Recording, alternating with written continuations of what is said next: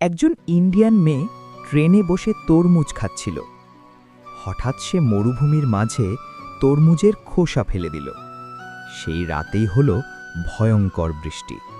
আর ঠিক সেখানেই একটা তরমুজের বীজ থেকে জন্ম নিল ছোট্ট একটা চারা।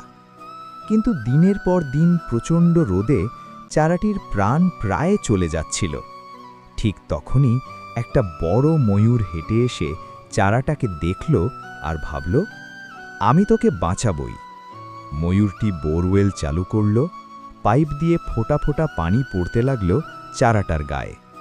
দিন গেল, মাস গেল, আর সেই ছোট চারা ধীরে ধীরে পরিণত হল এক বিশাল সুন্দর তরমুজ গাছে।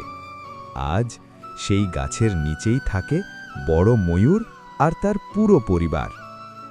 যদি গল্পটা মন ছুঁয়ে যায়, লাইক করো, সাবস্ক্রাইব করো আর শেয়ার করতে ভুলো না।